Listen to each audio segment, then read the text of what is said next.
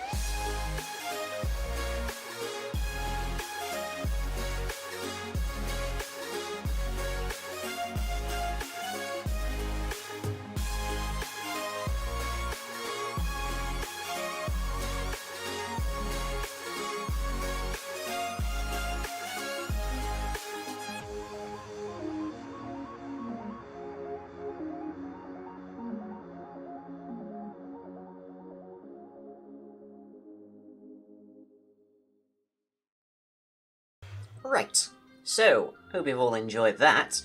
That took a grand total, or at the very least it produced a grand total, of 7 hours of footage. It actually took longer than that, because I did actually take at least one break, about after an hour and a half or so.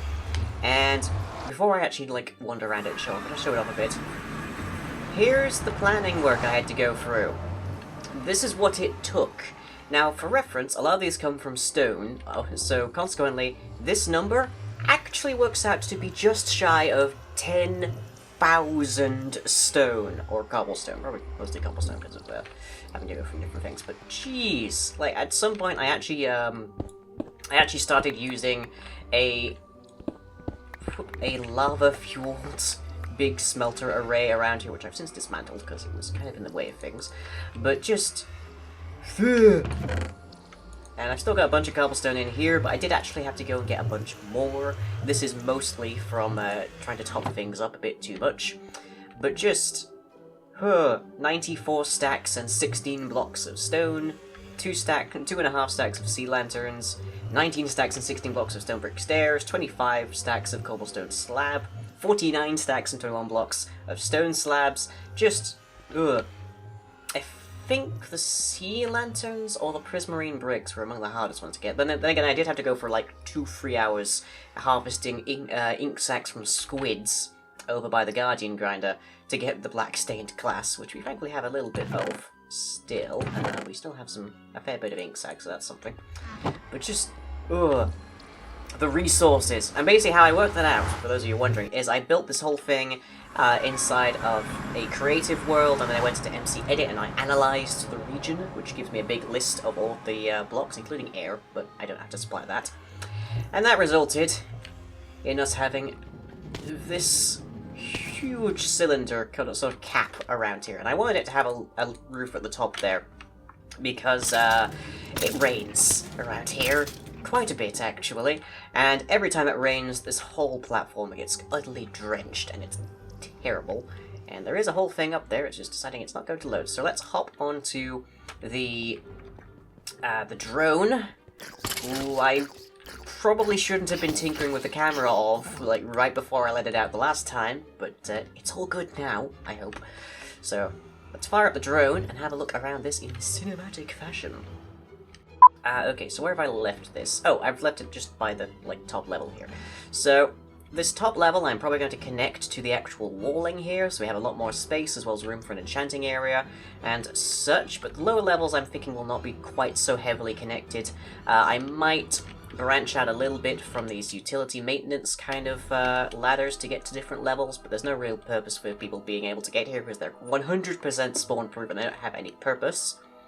But the main trouble with this particular thing was creating a structure that is detailed, but is still basically just a cylinder, because it is just a cylinder. If we reference the our sort of guideline image here of the harvesters from the Matrix, we see they have this big cylindrical object on the back, and it's got a bit more detail inside of the big stretches, but it's mostly dominated by these loops, which are fairly regular and fairly identical. So we had to make sure that that worked out okay. The trouble when you're doing a big build in a lot of cases is that it ends up looking homogeneous, which is to say it looks bland, especially when you're using a lot of grey here. We've mostly got different shades of grey created by the stone bricks, the stone slabs, and the cobblestone slabs, which allows us to have a little bit of distinction in different areas, and then we've got the quartz pillars. I am breaking my usual rule here of not using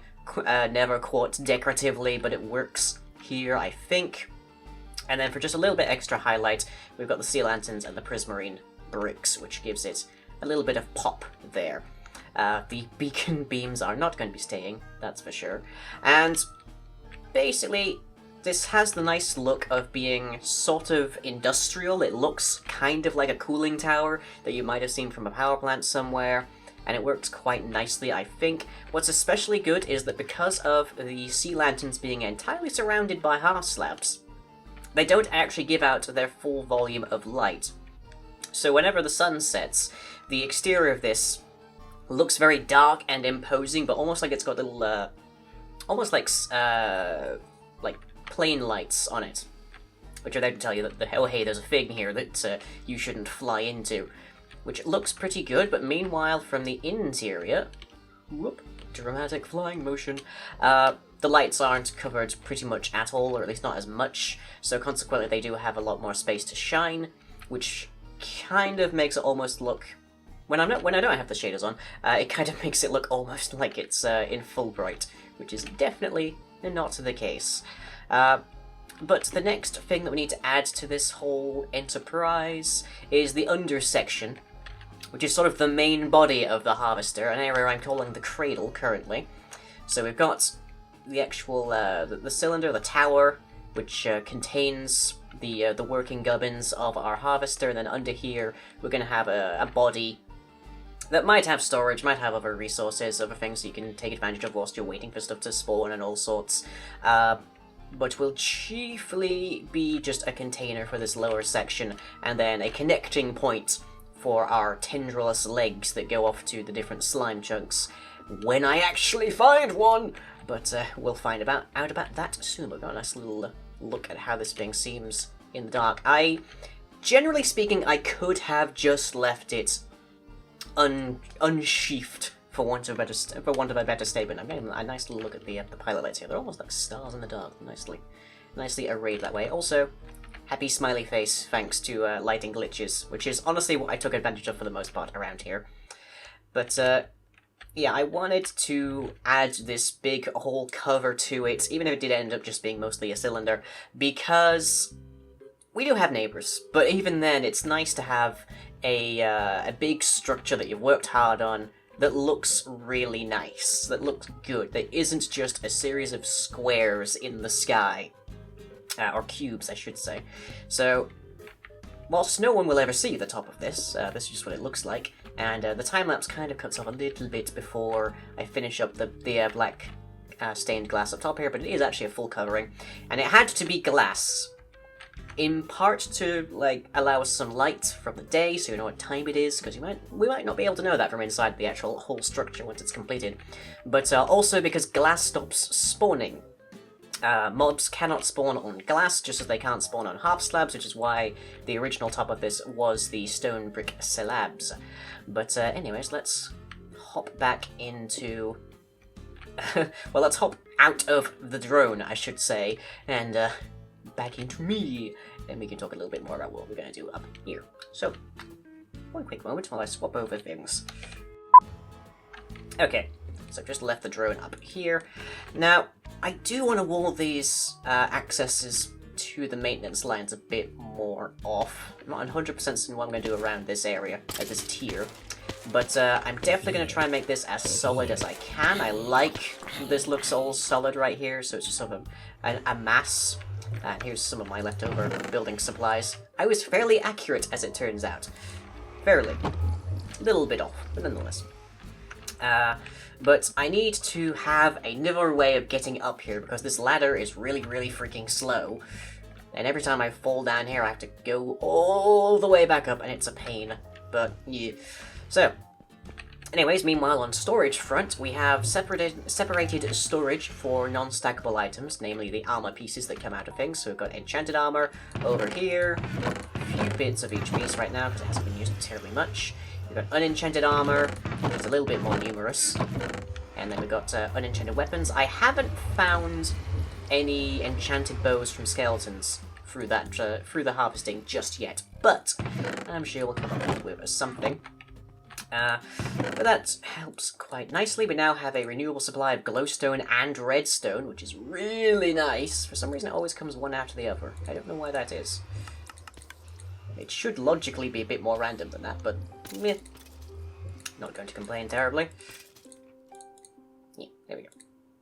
A little bit more organizing, because I like things to be organized a little bit. Okay, but yeah, it's fairly easy to run around here and figure out, okay, where should I be looking to get my stuff? I know because there's an enchanted item there, which tells me, so I know that over here's the enchanted stuff. I don't have to have a sign, which are nice. Signs are functional, but they're a bit blunt, and they require you to run over and read something, whereas here I can see pretty much at a glance that over there is unenchanted, over here is shiny, so it's enchanted, which helps me to distinguish. Pretty nice. But yeah, no enchanted weapons just yet, just got unenchanted bows for the most part. And then over here, our cup doth runneth over quite considerably. The only thing that isn't overflowing here is this, which is predominantly witch drops, so we expect that anyways. But everything is getting sorted, we know where everything ends up. It goes, again, item frames, helpful and handy. And I have actually got a system in here that prevents the whole thing from breaking down because it just hasn't been emptied for a while, which is good because otherwise it backs up into the sorting system, and that causes all manner of other things. I probably need a maintenance hatch access to this, but for now it's good. So, let me see. There is the block that's right behind the hopper that leads into the actual storage from the sorting system. Over here is where we have a comparator leading out, and then it goes into a block and then pulls the signal out to here. And then, if it manages to reach here, then it goes through to there and starts this little, very short repeater line, which turns off a torch over there that drags items out through that hopper just about there. This might be easier if I had the drone on, but bleh. Which puts them into a chest, which then gets shuffled out into a dropper via a hopper line you can just about make out through there, through the insulation. And then over there is just a system that automatically empties said dropper via a rapid pulsar. I made the mistake very early on of putting that dropper very close to the actual exit line. So yeah, there's the hopper line that goes along there, and then there's the empty line there.